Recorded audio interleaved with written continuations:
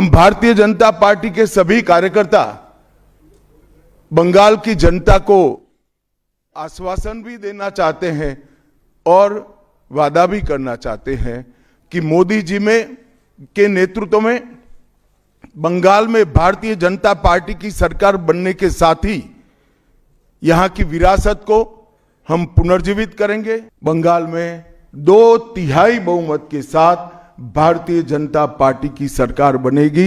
ये बंगाल की जनता तय कर बैठी है। एक सवाल बार बार एक नैरेटिव फैला जाता है टीएमसी और लेफ्ट के तरफ से कि बंगाल में जितना भी काम कर ले बीजेपी कार्यकर्ता, ऊपर कुछ सेटिंग वगैरह है तो अमित शाह जी और नरेंद्र मोदी जीतना नहीं चाहते। आज पूछता है बंगाल, जवाब चाहे बांग्ला, आप लोग बंगाल को जीतना चाहते हैं? कितना सीरियस है central BJP? PMLA, prevention of money laundering act, हम जानते हैं हमारा देश का काफी कड़ा एक आइन है, जिस आइन के दौरान अरविंद केजरीवाल जी तिहाड़ जेल चला गया, हेमंत सोरेन जेल चला गया। लेकिन यहाँ वेस्ट बंगाल में ईडी कलकत्ता हाईकोर्ट में रिपोर्ट दिया है, एक कंपनी है लीप्स एंड बाउंड्स जिसका 150 करोड़ रुपया सीज्ड हुआ है, लेकिन उसका मालिक अभी तक अरेस्ट नहीं हुआ। उसका नाम है अभिषेक बैनर्जी, एमसीएमपी, आप जानती है। इसीलिए सेटिंग्स वगैरह ये जो लोग प्रश्न कर रहे हैं, इसीलिए सेटिंग्स वगैरह ये हवा उठ रहे हैं, नैरेटिव्स उठ रहे हैं। बीजेपी का जो लोअर लेवल का नेता भी है वो भी पूछ रहे हैं कि क्यों अभिषेक बैनर्जी अरेस्ट नहीं हुआ, उसका कंपनी का 150 करोड़ रुपया सीज्ड हुआ फिर भी अरेस्ट नहीं हुआ। तो बंगाल के लिए भी आज से लेकर अप्रैल तक का समय बहुत महत्वपूर्ण समय है। अप्रैल में बंगाल में विधानसभा के चुनाव होने जा रहे हैं। भय, भ्रष्टाचार, कुशासन और घुसपैठ की जगह विरासत, विकास और गरीब कल्याण की एक मजबूत सरकार बनाने का बंगाल की जनता का संकल्प बंगाल में जहां पर भी जाते हैं वहां दिखाई पड़ता है। तृणमूल कांग्रेस के 15 साल के शासन में भय, भ्रष्टाचार और कुशासन और विशेषकर घुसपैठ से बंगाल की जनता चिंतित भी है, भयभीत भी है और आशंकित भी है।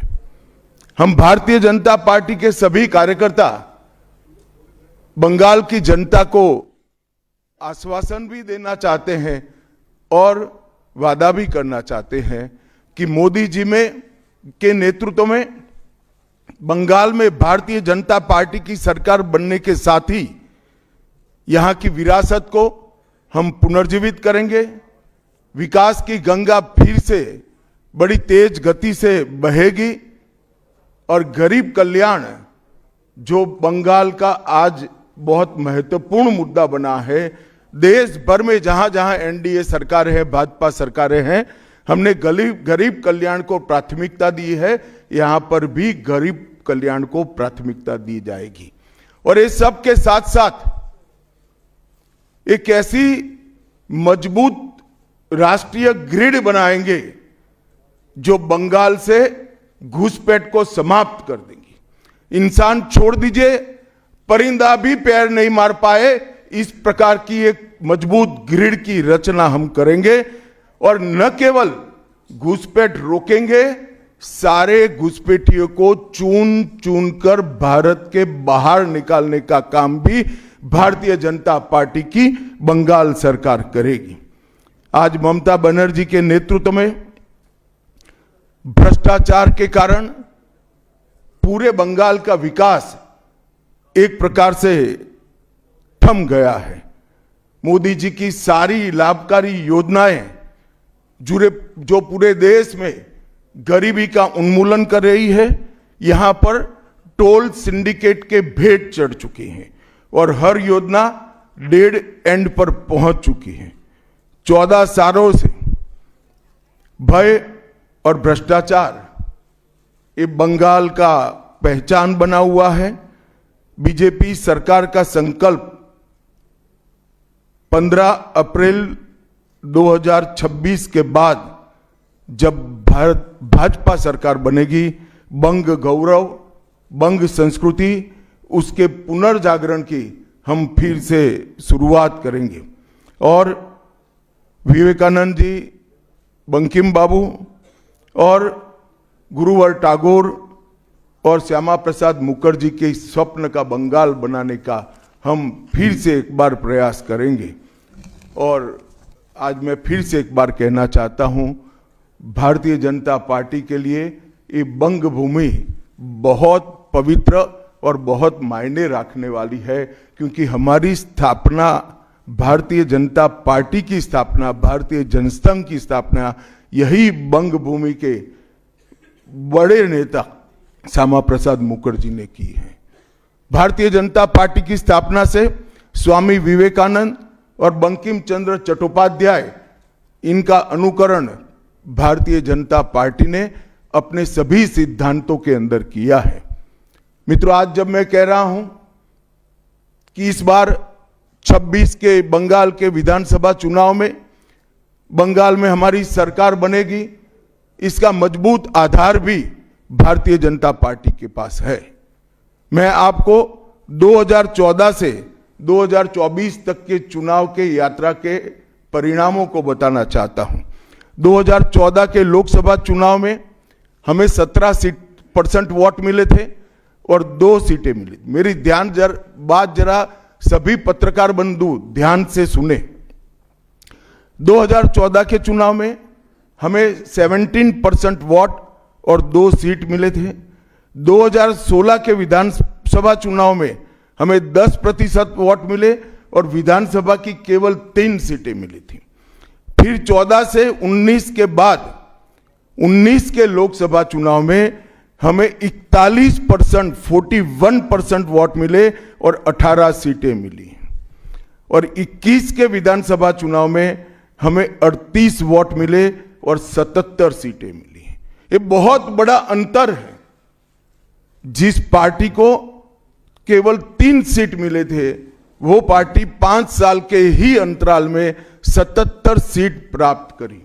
और इसका नतीजा देखिए, कांग्रेस, जिसकी एक प्रकार से स्थापना ही बंगाल से शुरू हुई, वो कांग्रेस पार्टी बिग जीरो पर पहुंच गई। और 34 साल तक शासन करने वाला कम्युनिस्ट गठबंधन भी एक भी सीट प्राप्त नहीं कर पाया और हमने मुख्य विपक्ष का स्थान प्राप्त किया। आज शुभेंदु जी मेरे साथ यहां पर बैठे हैं, वो हमारे प्रतिपक्ष के नेता हैं। 24 के चुनाव में भी हमने 39% वोट प्राप्त किया, 12% सीट प्राप्त की, 12 सीटें प्राप्त की। और 26 में हम निश्चित रूप से प्रचंड बहुमत के साथ भारतीय जनता पार्टी की सरकार बनाने वाले हैं। मित्रों, ये 24 से अब तक का समय भारतीय जनता पार्टी के लिए बहुत शुभांकर सिद्ध हुआ है। 24 में लगातार तीसरी बार नरेंद्र मोदी जी इस देश के प्रधानमंत्री बने। उसके बाद महाराष्ट्र में, हरियाणा में, दिल्ली में और अब बिहार में भारतीय जनता पार्टी की सरकारें बनी हैं। 24 के चुनाव में उड़ीसा और आंध्र प्रदेश में भी पूर्ण बहुमत की भाजपा की और एनडीए की सरकार बनी है। मुझे पूरा भरोसा है कि 2026 में बंगाल में 2/3 बहुमत के साथ भारतीय जनता पार्टी की सरकार बनेगी। ये बंगाल की जनता तय कर कर बैठी है।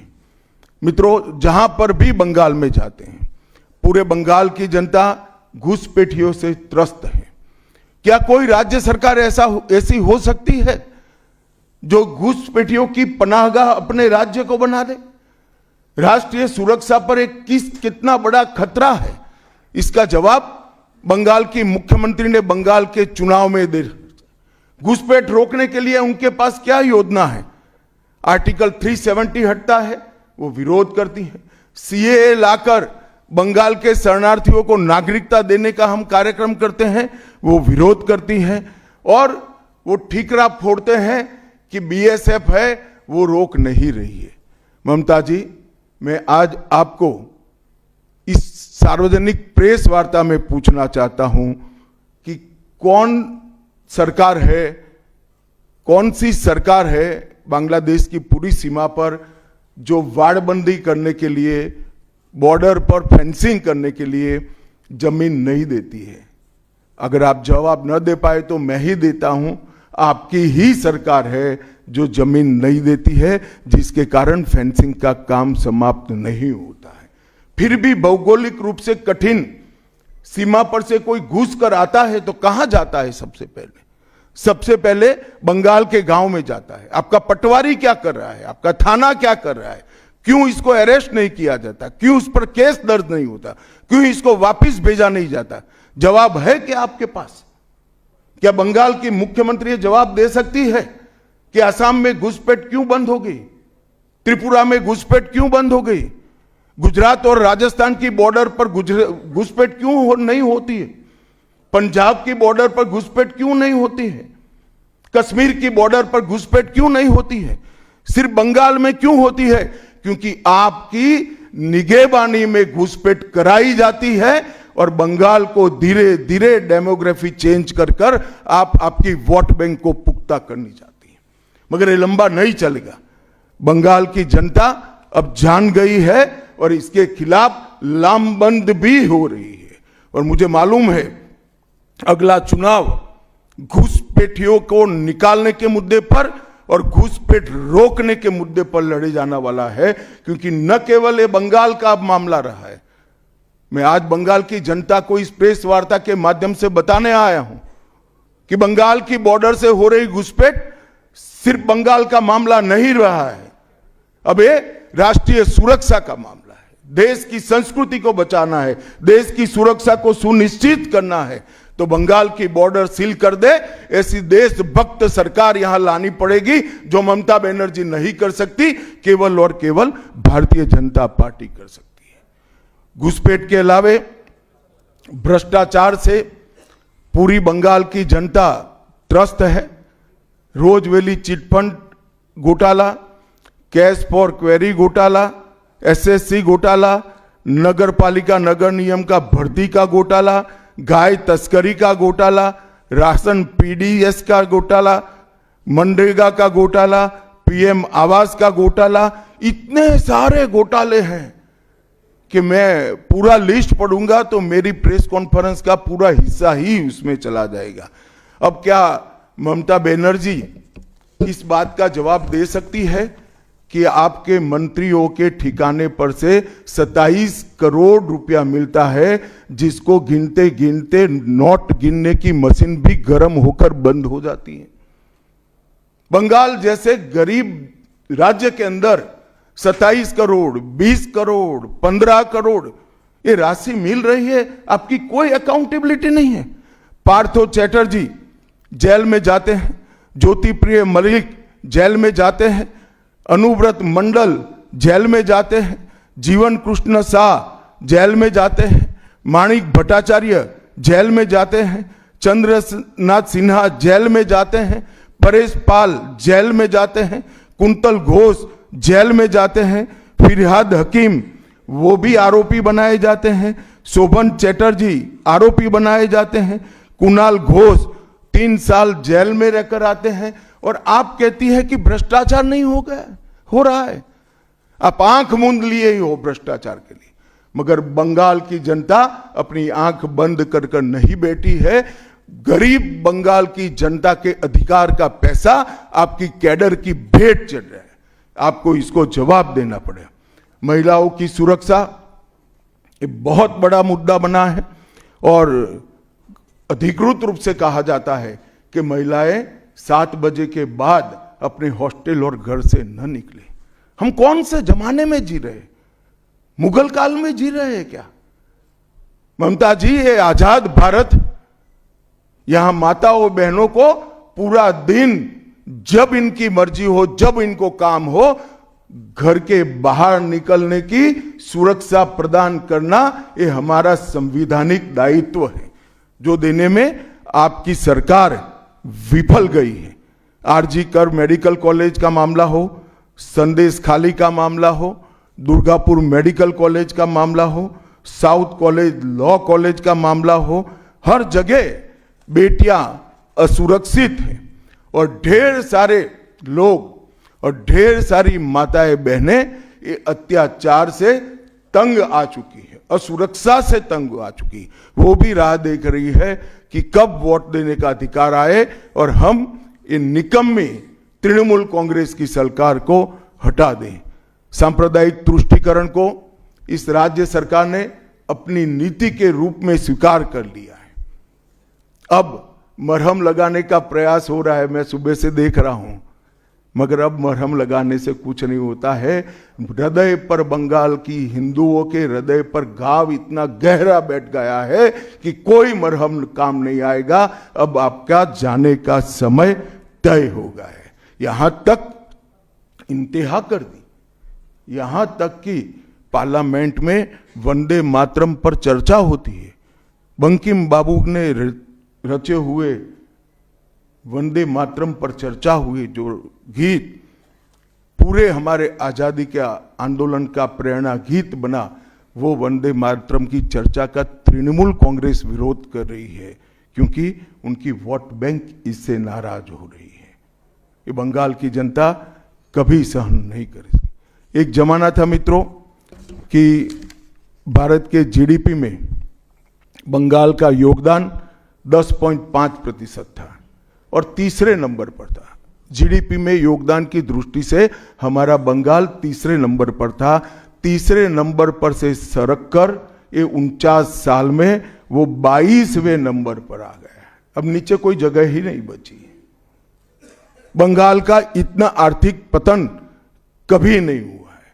ये कम्युनिस्टों के शासन के पहले, तृणमूल के शासन के पहले प्रति व्यक्ति बंगाल की आय राष्ट्रीय औसत से 127% ज्यादा थी। 127%। देश में नागरिक 100 रुपया कमाता था तो बंगाल में 127 रुपया कमाता था। आज देश का नागरिक 100 रुपया कमाता है तो बंगाल का नागरिक 73 रुपया कमाता है। ममता जी, आपको इसको जवाब देना पड़ेगा। हर प्रकार के उद्योग की शुरुआत एक जमाने में इस सुजलाम सुफलाम भूमि से हुआ था और इसी के आधार पर सोनार बांग्ला की परिकल्पना की जाती थी। वो बंगाल में आज भ्रष्टाचार, घुसपैठ और टोलबाजी के कारण सारी इंडस्ट्री वापिस जा रही है। केंद्र सरकार की योजनाएं लागू करने में उनको अपनी वोट बैंक गंवाने का डर है। पीएम किसान देरी से लागू किया, बंगाल के किसानों का 10,000 करोड़ रुपया चला गया। आयुष्मान भारत आज तक लागू नहीं किया और बहुत आयुष्मान भारत से बहुत एक प्रकार से कमियां वाली स्वास्थ्य साथी की स्कीम लागू की है। मुझे बताइए, कोई बंगाली, बंगाल का नागरिक भारत में कहीं जाता है और बीमार पड़ गया, स्वास्थ्य साथी स्कीम उसको बाहर के अस्पताल में इलाज करवा पाएगी क्या? नहीं करवा पाएगी। क्या गुनाह किया है बंगाल के गरीबों ने? देश भर के गरीबों को 5 लाख तक की पूरे स्वास्थ्य की गारंटी मिल रही है। अरे कई राज्यों ने किया कि केंद्र 5 लाख दे रहा है, उन्होंने और 5 लाख जोड़ दिए। आप केंद्र के 5 लाख इसलिए स्वीकार नहीं करना चाहते हो कि नरेंद्र मोदी से आपको डर है। डर तो ठीक ही है, क्योंकि मोदी जी की लोकप्रियता बंगाल में दिन प्रतिदिन बढ़ती है, मगर इसके कारण गरीबों का आप नुकसान कर रही हो। वो बंगाल के गरीब जरूर। हिंसा और प्रतिशोध की राजनीति, पूरा देश ऐसी आशा करता था कि यहां से कम्युनिस्ट जाने के बाद हिंसा और प्रतिशोध की राजनीति समाप्त हो जाएगी, मगर हुआ उल्टा। इन्होंने तो कम्युनिस्टों को भी अच्छा कहला दिया। मित्रों, अब तक 300 से अधिक भारतीय जनता पार्टी के कार्यकर्ता मारे गए हैं। 21 के चुनाव के बाद लगभग 3000 कार्यकर्ता विस्थापित बनकर आज भी अपने गांव में नहीं लौटे हैं। उनको दबाव बनाया जाता है कि आप तृणमूल का झंडा उठाओ तभी गांवों को रहने देंगे। क्या यह स्वस्थ लोकतंत्र की निशानी है? कोई व्यक्ति अपने किसी राजनीतिक दल में काम करना है, वो स्वतंत्र रूप से तय नहीं कर पाएगा। वो ममता जी मुख्यमंत्री की चैम्बर से तय करेगी क्या? ममता जी, जितना भी प्रताड़ना करना हो करो, बंगाल की जनता अब तय कर कर बैठी है। इन्होंने भाजपा के कार्यकर्ताओं को हर तरह से प्रताड़ित किया, यहां तक कि महिलाओं पर बलात्कार भी किए गए। मैं अपना रिपोर्ट नहीं दे रहा हूं, नेशनल ह्यूमन राइट कमीशन का रिपोर्ट है, इसका भी जवाब ममता जी को देना पड़ेगा। ममता जी ने सारी संवैधानिक औचित्य को समाप्त कर दिया। किसी भी राज्य में प्रधानमंत्री जाते हैं तो वो देश के प्रधानमंत्री होते हैं। कई राज्यों में हमारी सरकार नहीं, कहीं ऐसा व्यवहार नहीं होता। वंदे भारत ट्रेन देने प्रधानमंत्री आते हैं, ममता जी स्टेज पर नहीं जाती हैं। कई प्रकार के भारत सरकार के सुप्रीम कोर्ट के आदेश से बने हुए, मेरी बात ध्यान से सुनिएगा, सुप्रीम कोर्ट के आदेश से बने हुए भारत सरकार के डीओपीटी के रूल्स ये तोड़ देती है, मरोड़ देती है। डीजीपी और मुख्य सचिवों की अपॉइंटमेंट में मनमानी करती है। रिटायर्ड होने के बाद सलाहकार बनाकर प्रॉक्सी डीजीपी और प्रॉक्सी सीएस बैठाने का काम करती है। ये 34 साल कम्युनिस्टों का शासन और 15 साल टीएमसी का शासन, ये केंद्र विरोधी मानसिकता बंगाल की जनता में खड़ा कर हमारी संविधान की स्पिरिट थी, उस स्पिरिट का कंप्लीट इन्होंने अनादर करने का काम किया है। ममता बनर्जी के शासन में सिंडिकेट, तोलबाजी, कटमनी, न केवल वो सिस्टम को बढ़ावा दिया है, यहां कमाई करने का अधिकार एक ही व्यक्ति को है, भाईपो को है, और किसी को कमाई करने का अधिकार नहीं है। सब में हिस्सेदारी देनी पड़ती है। बंगाल एक जमाने में सब बात में सबसे पहले था। सबसे पहला मोटर कारखाना पश्चिम बंगाल में लगा। सबसे पहला पावर प्लांट 1887 में बंगाल में लगा। सबसे पहली कोयलरी बंगाल में आई। सबसे पहला स्टील प्लांट बंगाल में लगा। देश की सबसे पहली हाई राइज बिल्डिंग बंगाल में बनी। देश की सबसे पहली जूट मिल बंगाल में बनी। देश की पहली मेट्रो ट्रेन बंगाल में आई। एक ही शहर में 2 पोर्ट एक ही जगह है, बंगाल में है। और देश की सबसे पहली आधुनिक यूनिवर्सिटी कलकत्ता यूनिवर्सिटी भी बंगाल में बनी। और विश्व प्रसिद्ध विश्व भारती यूनिवर्सिटी भी, जिसने भारतीय शिक्षा के कंसेप्ट को जमीन पर उतारा, वो भी बंगाल में बनी। मगर ममता जी, आप गौरव मत करिएगा, इसमें से कुछ आपके समय में नहीं हुआ है। ये जो करने वाले थे, उनके पूरे रिदम को, इनकी लय को, बंगाल की विकास की गति को तोड़ने का आप काम करें।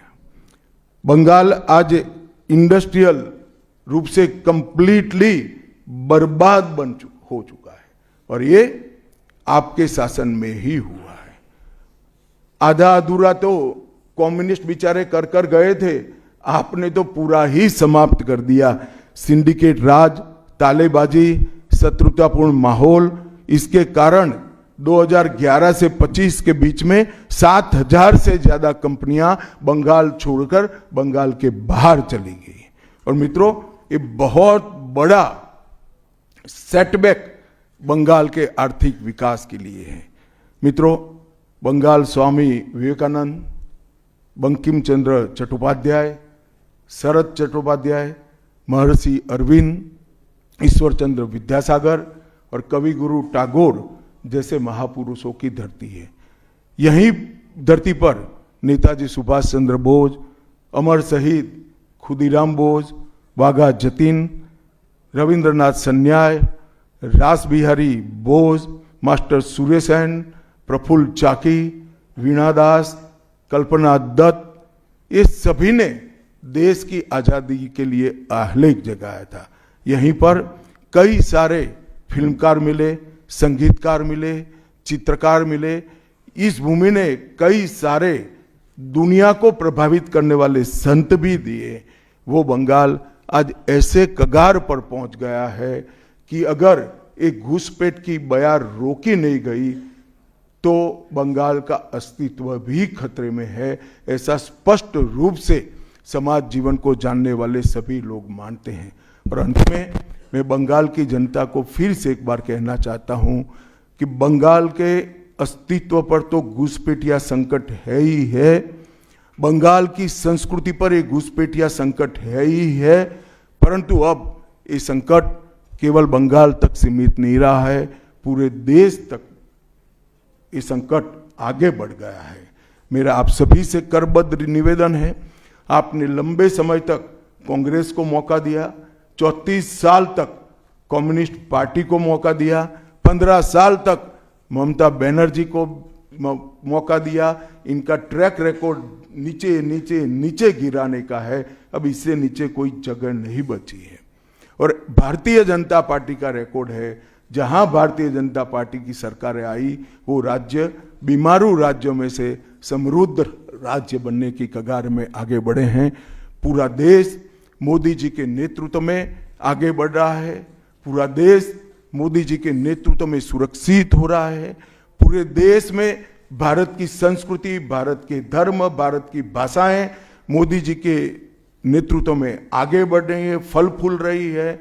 बंगाल की जनता को मैं विनती करता हूं कि मोदी जी के नेतृत्व में पूर्ण बहुमत की, प्रचंड बहुमत की एक भारतीय जनता पार्टी की सरकार बनाइए। हम कवि गुरु की कल्पना का, विवेकानंद की कल्पना का, बंकिम बाबू की कल्पना का बंगाल बनाएंगे, सोनार बांग्ला बनाएंगे और निश्चित रूप से काम भारतीय जनता पार्टी की सरकार ही कर सकती है, ऐसा मेरा विश्वास है।